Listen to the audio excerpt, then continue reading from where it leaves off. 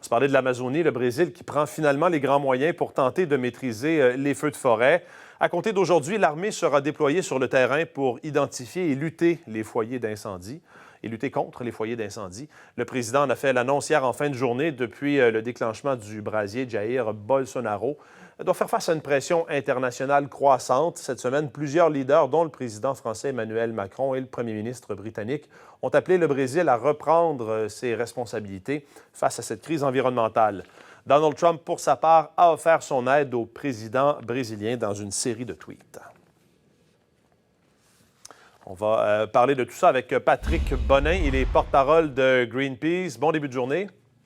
Bonjour. Finalement, on semble voir un peu d'action pour tenter de maîtriser ces incendies. Oui, en effet. Ce qu'il faut comprendre, évidemment, c'est important de tenter d'éteindre en ce moment-ci, mais il faut comprendre la cause de ces incendies-là. C'est essentiellement, entre autres, la déforestation, également au niveau de l'agriculture, l'expansion de l'agriculture, qui a été encouragée par M. Bolsonaro. Donc, ce n'est pas simplement éteindre les incendies à court terme dont on a besoin, mais c'est une protection de la forêt, arrêter la déforestation, augmenter, en fait, même le couvert forestier. Et jusqu'à maintenant, on n'a rien vu de la part de M. Bolsonaro. Au contraire, il a même encouragé la déforestation depuis le début de son mandat. Parlez-nous de l'importance de cette forêt amazonienne pour le globe tout entier. Il faut comprendre, à la base, la forêt, c'est un puits de carbone, donc ça contient, ça séquestre du CO2. Par la suite, vous avez évidemment toute la dimension de la biodiversité. On parle d'environ presque 50% de la biodiversité en Amazonie, donc c'est très important pour les espèces animales, végétales. Également, c'est la production d'oxygène, près de 20% de l'oxygène est produite en Amazonie. Donc si, évidemment, il y a des impacts au niveau environnemental, on en souffre un petit peu partout sur la planète. Il faut souligner qu'il y a eu beaucoup de déforestation, justement, pour faire place à des terres agricoles. Il n'y a pas eu de mouvement au ralenti de la déforestation de la forêt amazonienne, bien que les appels pour qu'on cesse, justement, de réduire la taille de cette forêt aient été lancés au cours des dernières années, là. Ce qu'on a vu depuis près de 25 ans, c'est que la déforestation s'est continuée. Et en fait, le problème actuellement, c'est que M. Bolsonaro a coupé, entre autres, au niveau des politiques environnementales, au niveau des budgets. Il a même encouragé.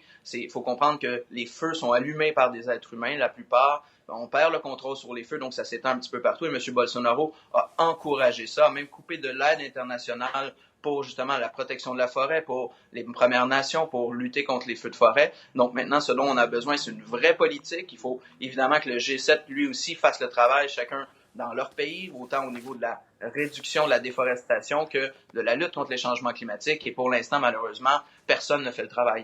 M. Macron disait un peu plus tôt, alors qu'il est arrivé à Biarritz, M. Bonin, qu'il fallait investir de l'argent pour la reforestation. C'est davantage dans cette direction qu'il faut aller. Est-ce que vous croyez que c'est possible avec l'administration en place au Brésil?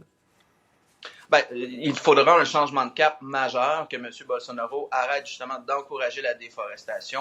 Et ce qu'on aimerait voir aussi, c'est de la cohérence de la part du G7, entre autres de M. Trudeau également, là où on a des difficultés, on ne respecte pas nos engagements au Canada dans la lutte contre les changements climatiques. Même chose au niveau de la protection du territoire. Le Canada est le pire du G7, donc il faut, oui, aider les autres pays à protéger leurs forêts, augmenter le couvert forestier, augmenter les aires protégées, arrêter la déforestation, également protéger les vieilles forêts anciennes. Et malheureusement, personne pour l'instant n'a de crédibilité lorsqu'il pointe du doigt M. Bolsonaro.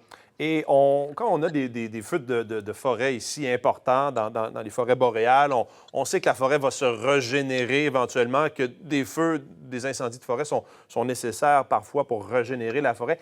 Les impacts là, des incendies dans la forêt amazonienne, c'est une toute autre affaire.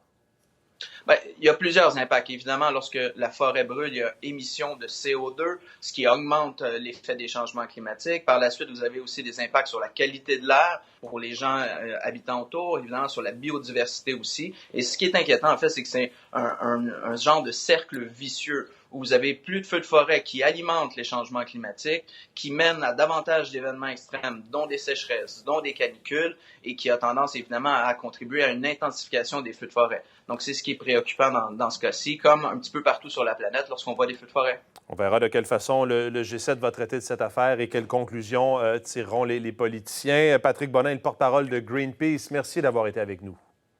Merci à vous. Bonne journée.